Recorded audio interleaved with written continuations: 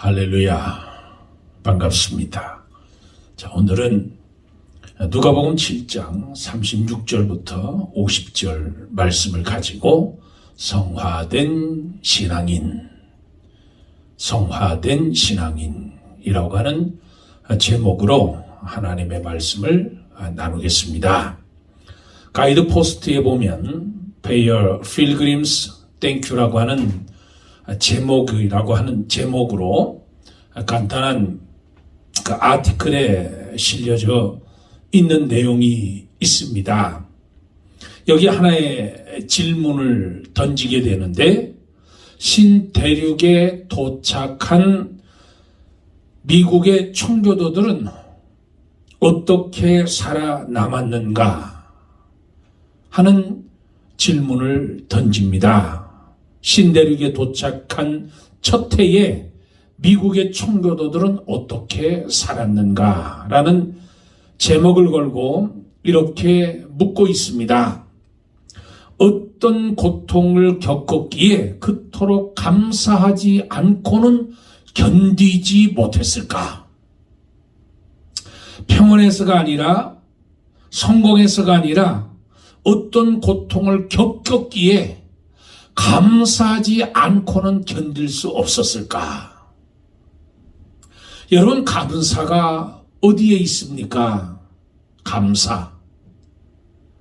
진정한 감사는 감격하고 가슴이 터질 것 같은 그런 감격은 사실상 우리가 흔히 생각하는 번영이나 안녕이나 무슨 형통함이나 성공이나 영광이나 거기에 있는 것이 아니라 고통 중에 진정한 감사가 있다는 거예요. 고통 가운데 내가 하나님 앞에 감사하지 않고는 견딜 수 없는 것. 그게 진정한 감사라는 겁니다. 신학자 폴 티힐리는 이 챌린지 투 비라고 하는 이 책에서 이렇게 역사를 정의하고 있습니다. 첫째는 고대인들은 불행을 숙명과 죽음의 문제라고 봤다는 거예요. 어떤 고통이나 어떤 어려움, 죽음 이런 것들이 다 운명이요 숙명이라는 거예요. 이 고난도 팔자고 숙명이고 운명이라는 거예요. 그러니까 거기에 대해서 맞서서 싸워서 그 고난을 이기려고 하지를 않았다는 거예요. 고대인들은 그냥 그것을 운명으로 받아들이고 숙명으로 받아들였다는 거예요. 그럼 많은 고생을 치르면서 수천 년을 그렇게 살았다는 거예요. 운명이라고, 숙명이라고, 내 팔자라고 그렇게 여기면서 수천 년을 고대인들은 살았다는 거예요. 두 번째는 중세 사람들은 불행은 죄와 벌이었다고 생각했다는 겁니다. 모든 저주, curse, 이 저주, 죄 이런 것들은 이 신이 내리는 저주라는 거예요. 신이 내린 죄에 대한 벌이었다는 거예요. 그러니까 무서운 심판 앞에서 벌벌 떨면서 흑사병도 블랙 데스, 이 흑사병도 자신들에게 주는 저주라고 생각하고 그대로 받아들였다는 거예요. 전염병이 돌아도 저주고 홍수가 나도 저주고 이렇게 몰아치는 무서운 저주 속에 저들은 헤어나지 못하고 고생하면서 사는 사람들이 중세 사람들이었다는 거예요. 세 번째는 현대인은 그 불행의 원인이 생의 무의미에서 비롯된다고 생각한다는 거예요. 그 무의미함, 그러니까 의미를 잃어버렸다는 거예요. 의미를 사는 의미를 잃어버렸다는 거예요. 하나님이 주신 그 삶의 의미를 잃어버리고 그냥 무감각하게 살아간다는 거예요. 배고픈 것도 아니고 집이 없어서도 아니고 왜 그렇게 걱정이 많냐면 왜 그렇게 고독하면 사느냐면 의미가 없이 살기 때문이라. 의미가 없이.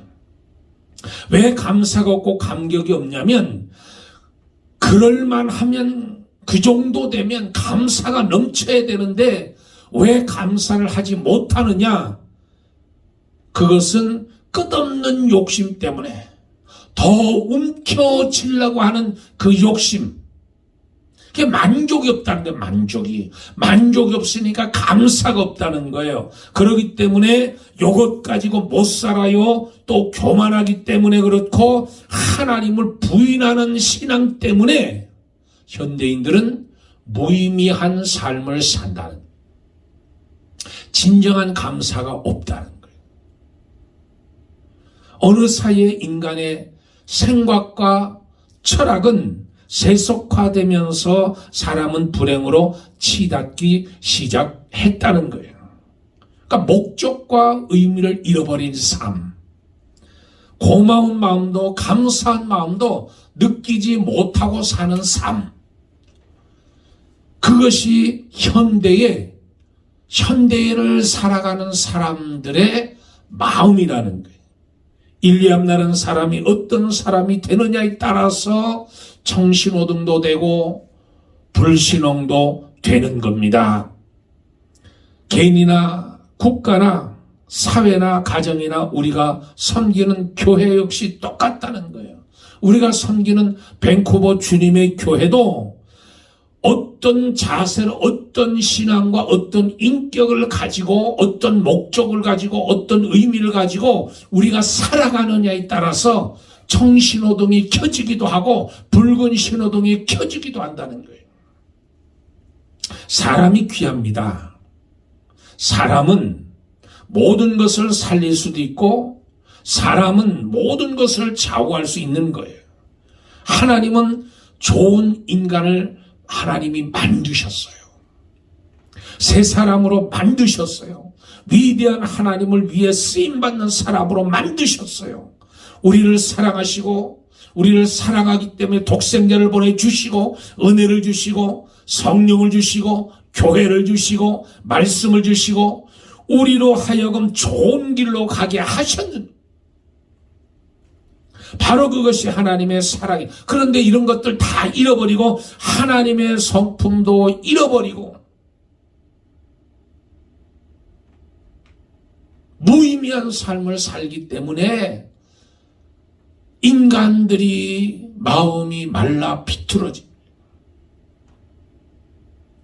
영국은 18세기 즉 1700년대에 와서 경제적으로 큰 위기를 만났습니다. 도덕적으로 타락하고 총체적으로 부패한 나라가 되어버렸어요. 바로 그러한 때 1720년경에 태어난 아이가 있습니다. 그 아이가 바로 존 웨슬레인데 그의 어머니 스잔나, 이 스잔나라고 하는 이 어머니는 믿음이 있는 어머니였어요. 참으로 교육하는, 교회사에서 빛나는 아주 훌륭한 어머니, 19명의 자녀를 키웠다는 거예요. 19명의 자녀를. 19명의 자녀를 키우는데 그 어렸을 때 그 아이들이 19명이 뛰어놀아보세요. 집안이 난장판이 되잖아요. 시끄럽고 난리가 나잖아요. 그런데 그 스잔나 어머니가 집안일을 하다가 앞치마를 뒤집어 쓰면 그 19명의 아이들이 조용했다는 거예요. 떠들지 않고 장난하지 않고 조용했다는 거예요. 왜? 그 시간은 어머니가 기도하는 시간이에요. 어머니가 기도하는 시간. 그래, 우리가 마음대로 뛰어놀아도 어머니가 기도하는 시간만큼은 우리가 조용히 하자.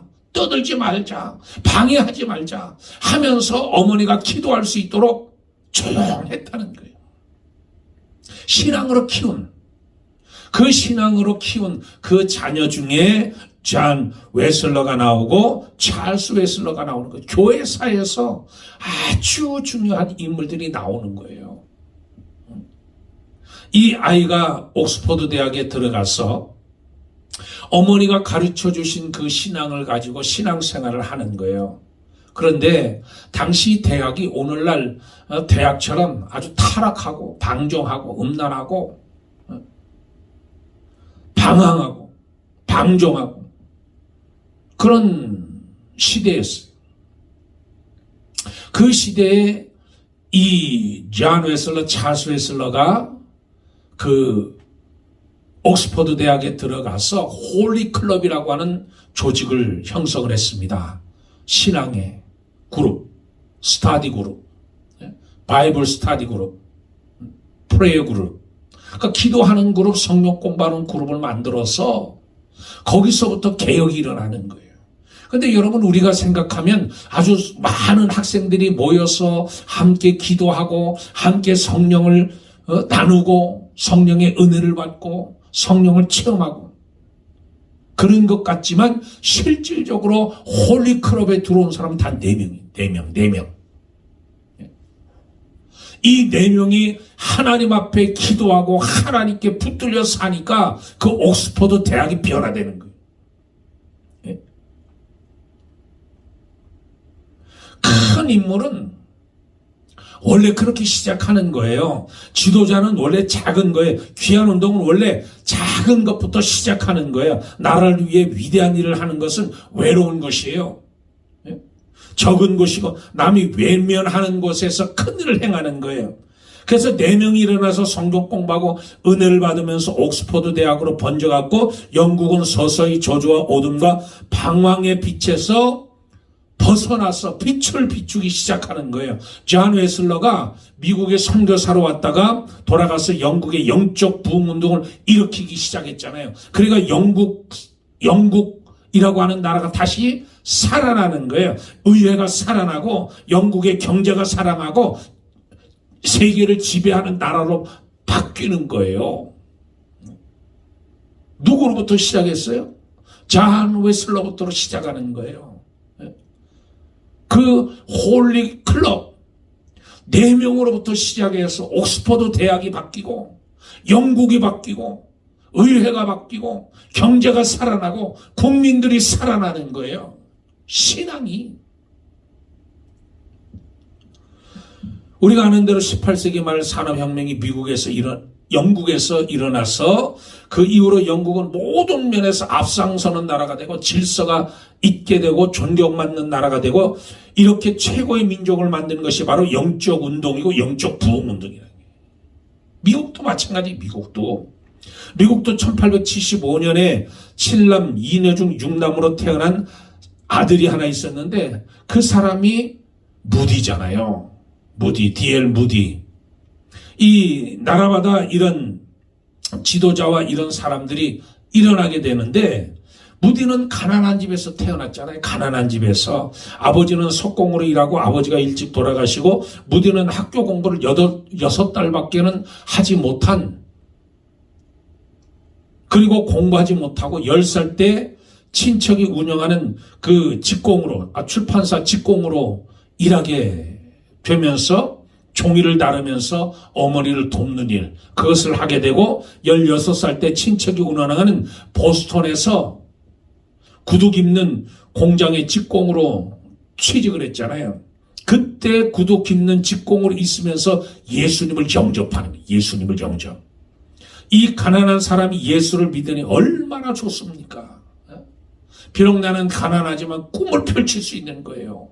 비록 나는 가난하지만 하나님이 주신 은혜 가운데 머물게 되는 거예요. 그러니까 얼마나 기뻐요. 이 은혜를 받는 거예요. 은혜를 받으니까 모든 것이 변하는 거예요. 생각이 변하고 행동이 변하는 거예요. 세계를 다 안을 수는 없지만 예수를 믿으면 세계를 다 안을 수 있는 거예요. 세계를 다 소유할 수 없지만 예수님을 소유하면 참 부유한 자라는 거예요. 예수님을 소유하면 그보다 더 부유한 자가 없는 거예요. 온 세계가 나를 사랑하지 않지만 예수님의 사랑을 받으면 행복한 자가 되는 거예요. 행복한 자. 예수 안에 있는 자는 행복한 자가 되는 거예요. 능력 있는 자가 되는 거예요. 믿음은 힘이 나는 거, 기뻐하는 거예요. 그래서 교회에서 열심히 신앙생활 하면서 열심히 일하면서 꿈을 키워가자니 꿈을 키워가는데 교회 가서 자기가 선생을 하고 싶은데 어린아이를 가르치고 싶은데 배운 게 없으니까 교회에서 허락을 하지는 않는 거예요. 큰 교회에서 허락을 하지 않는 거예요. 그러니까 이 무디가 너무너무 은혜가 충만하니까 그냥 가르치고 싶은 거예요. 뭐든지 그냥 전파하고 싶은 거예요. 뭐든지 예수를 증거하고 싶은 거예요. 근데 교회에서 맡겨주질 않는 거예요, 일을. 그래서 목사님에게 내가 전도해가지고 내가 가르쳐도 되겠느냐고. 저 신발장 앞에서 교실이 없으면 저 신발장 앞에서라도 내가 가르치겠다고. 교사가 100명이 넘는데 이 무디가 가서 아이들을 전도해 오는 거예요. 전도해 와서 가르치는 거예요. 그런데 얼마나 부흥하는지 그 교회가 감당할 수 없을 정도로 아이들이 몰려드는 거예요. 그 아이들을 무디가 가르치는 거예요. 무디가. 교회 허락을 받아서 아이들을 데리고 오는데 얼마나 많은 어린아이들이 찾아오는지. 그러니까 여러분 교회에서 누가 봉사합니까? 성령 받은 사람, 은혜 받은 사람이 봉사하는 거예요. 누가 예수를 증거해요? 은혜 받은 사람, 성령을 체험한 사람, 그런 사람들이 전도하는 거예요. 은혜 받은 사람들이 나가서 전도하는 거예요. 누가 봉사해? 은혜 받은 사람들이 봉사하는 거예요. 죄사함의 은혜, 구원의 은혜, 주님을 만난 그 기쁨을 가진 사람들이 전도하고 봉사하는 거예요. 기쁨이 없는 성도는 종교인이에요. 신앙인이 아니에요. 그러니까 기쁨이 넘치는 거, 예수의 이름, 예수로 기쁨이 넘치고 예수로 사랑이 넘치고 예수로 성령이 충만한, 나가서 증거하고 나가서 전파하고 봉사하고 헌신하는 거예요. 스스로 주의 일을 하는 거예요.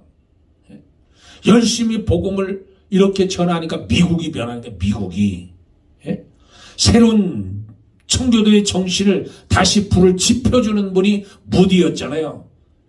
1년에 200만 명 이상이 하나님 앞으로 돌아오는 거예요. 무디에 의해서 200만 명 이상이 1년에. 그래 다시 청교도의 신앙이 불을 지펴지면서 이 미국을 살리는 거예요. 미국을 일으키는 거예요. 미국이 힘을 얻어서 일어나는 거예요. 정치, 경제, 교육이 일어나는 거예요. 오늘날 필요한 미국의 영적 운동이 그래서 일어나야 된다는 거예요. 이 미국을 다시 재건하고 청교도의 신앙을 다시 회복하고 누가 일을 할 수 있어요? 은혜 받은 사람, 감동받은 사람, 하나님의 말씀을 기초로 해서 성령을 체험한 사람, 기쁨이 있는 사람, 예수님을 만난 그 체험의 증거가 있는 사람, 이런 사람들이 영적 운동을 통해서 이 미국이 살아나는 거예요. 미국이 일어나야 된다는 거예요. 다시 주저앉았던 소망이 없는 이 미국에 다시 한번 청교도의 신앙이 일어나야 된다는 거예요. 감사를 통해서, 사랑을 통해서, 기쁨을 통해서 일어나야 된다는 거예요. 한 사람이 변하는 가정의 소망이요, 민족의 에너지를 공급하는 영적 축복의 근원이 될 줄 믿습니다. 인간의 아름다움은 외모에 있는 것이 아니에요.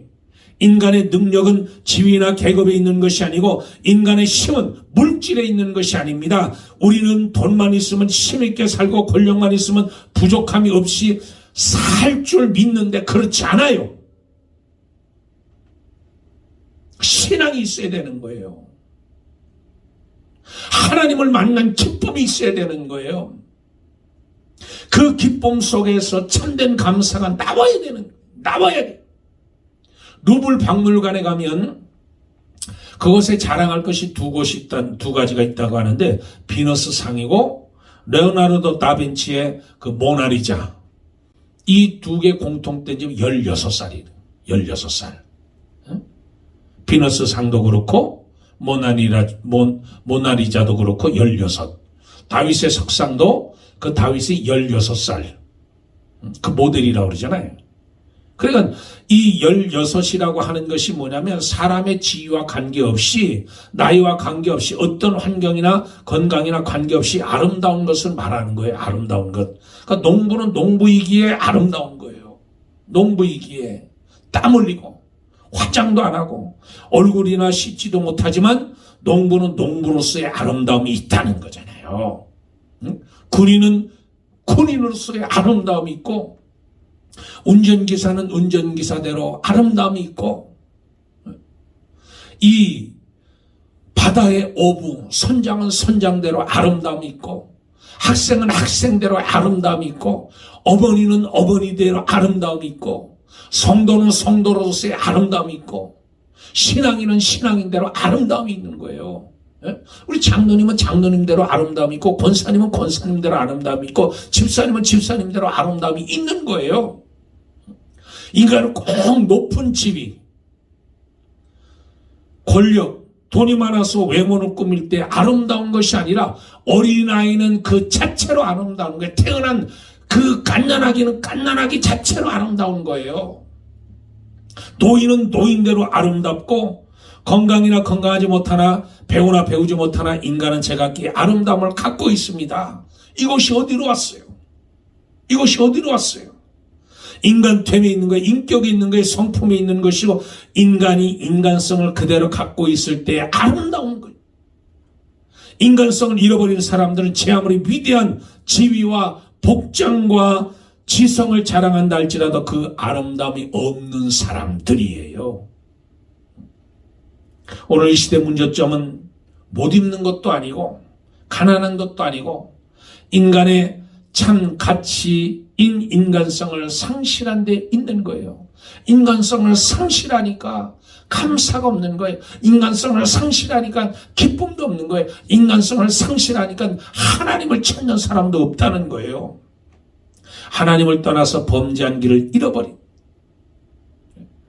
하나님을 잃어버린, 비인격화되고 비인간성을 가진 우리 인간이 하나님을 믿고 하나님께 돌아옴으로 변화받은 것, 이것이 아브라함이, 이것이 다윗이고, 이것이 이삭이고, 이것이 야곱이고, 이것이 마리아고, 이것이 우물가의 여인이라는 거예요. 주님은 우리는 나의 위치로 돌아가야 돼요. 나의 위치로. 하나님 앞 내 모습 이대로, 내 모습 이대로 주 봐두옵소서. 내 모습 이대로. 하나님 앞에 나오는 거예요. 성경에 위대한 인물 중에 다윗을 우리가 꼽을 수 있는데, 다윗은 정치를 잘하거나 싸움을 잘하거나 이래서 위대한 사람이 아니에요. 다윗은 이 하나님 앞에 회복하는 신앙을 가졌고, 이 진실한 신앙, 참 신앙과 진실을 가지고 살았고, 그리고 약한 자들과 같이 살았다는 게, 약한 자들, 빚진 자, 마음이 원통한 자, 이런 자들을 받아줬다는 거잖아요. 한 번은 다윗이 이 적에게 포위돼서 당시에 완전히 갇혀 있을 때 밑에서 그 사울의 군대들이 꽉 차 있는데 다윗이 목말라 할 때가 있었습니다. 저 베들레헴 우물에 가서 그 물 한 바가지 떠와서 그 물을 마셨으면 얼마나 시원할까. 그런데 그 단식하는 소리를 다윗의 부하가 들었어요. 그 부하가 그 다윗이 단식하는 소리를 듣고 저 군사들을 뚫고 나가서 그 베들레헴에 있는 우물가에서 물을 떠왔습니다. 이 다윗에게 드리는 거예요. 그러니까 다윗이 뭐라고 얘기하냐면, 이것은 물이 아니다. 내 사랑하는 부하 3명의 생명인 그 물을 내가 어찌 먹으리요. 이것은 물이 아니고 피다. 물이 아니라 생명이다. 내가 죽으면 죽었지 이것을 먹을 수 없다 하면서 바닥에다 붓잖아요. 여러분, 정치는 꼭 잘해야 훌륭한 지도자가 아닙니다. 훌륭한 나라가 되는 것이 아니라 오늘 이 땅 미국에도 이런 참 인간성을 가진 사람들이 나와야 된다는 거예요. 약한 자들 품어주고 인격적으로, 신앙적으로 참 인간성을 가지고 있는 그런 인물들이 나와야 미국이 산다는 거예요. 예수 믿으면 변해야 되는데 변하지 않는 거예요. 색깔이 바뀌어야 되는데 바뀌질 않는 거예요. 예수의 사랑과 겸손을 본받아야 되는데 큰 사랑을 내가 받았으면서도 내가 그것을 베풀 줄을 모르는 거예요. 그것을 전달할 줄을 모르는 거예요. 하나님 앞에 내가 빚을 받았으면서도 그것을 내가 나눠주지 못하는 거예요. 그러니까 교만함이 있고 강팍함이 있고 불의함이 있고 정욕적인 마음, 음란한 마음들 예배드리면서도 변하지 않는 거예요. 그게 문제야, 그게. 하나님을 본받아야 돼. 하나님을 만나서 변화받아야 될 줄 믿습니다. 하나님을 본받아. 하나님을 우리가 믿으면서 내가 변하는 거예요. 내가. 부유하신 하나님이 주시는.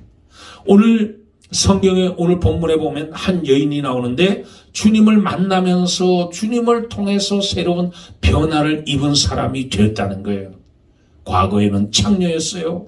과거에는 더러운 여인이었어요. 과거에는 죄인이었어요. 그런데 그가 예수님을 만나면서 새롭게 변화받고 감사가 그 속에 넘치고 감사뿐만 아니라 기쁨이 그 속에서 넘치는 거예요. 오늘 중요한 것은 과거에 이런 잘못이 있을지라도 새로워지는 사람. 새로워지는 사람. 오늘 새로워지는 사람, 주님으로 말미암아 새로워지는 사람, 죄 있었던 죄인이 예수님을 통해서 죄사함 받고 하나님께 나가는 사람이 되어야 된다는 게, 과거를 위장하고 숨기고 고면해서 하나님 앞에 높은 마음을 가지고 자기를 뉘우치거나 반성하는 그런 사람, 소망이 없는 사람이 아니라 깨닫고 죄를 지었지만 그 죄를 가지고 하나님께로 나가는 거예요. 예수님께로 나가는 거예요. 나가서 죄사함 받고 용서함 받고 새 사람이 되는 거예요. 그 죄인이 와서 용서함 받아야 참 예배가 되는 거예요. 찬송도 하나님께서 영광 받으시는 감격스러운 찬송이 될 수 있고, 주님은 죄인을 구원하러 이 땅에 오셨기 때문에 누구든지 주님은 그 죄인을 구원하기 위해서 이 땅에서 고난을 당하시고 조롱과 멸시와 천대를 받으시고 침뱉음을 당하시고 뺨을 맞으시고 채찍에 맞으시고, 그리고 두 발과 두 발에 대못이 박히고 가시멜류관을 씌시고 옆구리에 창에 찔려서 물과 피를 다 흘리시기까지 죄인을 사랑하기 위해서, 죄인을 용서하기 위해서 예수님이 그 고통을 당하셨다는 거예요. 그러므로 주님의 그 공로로 죄 씻음을 받을 수 있다는 거예요. 그러면 변화받는다는 거예요. 변화받은 사람이 나와서 하나님 앞에 예배드리는 그 예배가, 죄인들이 나와서 변화되는 그 예배가 참 예배예요. 그 입술을 벌려서 찬양하는 찬양이 참된 찬양이라는 거예요. 하나님이 영광을 받으신다는 거예요. 교회는 나를 들여다보는 것입니다. 나를 고치기 위해 나오는 죄인이 고침받는 것이 교회입니다. 하나님 앞에 큰 은혜를 받아서 새롭게 만들어주는 곳이 하나님의 성전이. 그러니 이 감사절, 추수감사절을 맞이해서 우리가 하나님 앞에 나를 돌아보고 오늘 감사할 줄 아는 정말 성화된 신앙인, 인격적으로, 신앙적으로, 믿음적으로 내가 참된 하나님을 만나서 내가 변화받아서 새로운 삶을 살아가는 저 여러분이 되길 주의 이름으로 축복합니다. 할렐루야. 기도하겠습니다. 우리 모두 하나님 앞에 영적으로 회복되고 새 사람이 되어서 새 시대를 준비할 때 우리의 앞날도, 우리의 교회 앞날도, 우리가 살고 있는 이 미국의 앞날도 하나님이 빛으로 비추어 주실 줄 믿습니다.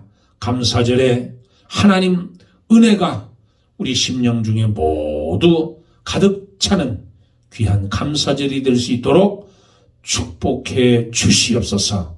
감사하며 우리 주 예수 그리스도 이름 받들어 기도드리옵나이다. 아멘. 할렐루야. 감사합니다. 한 주간 승리하기를 주 이름으로 축복합니다.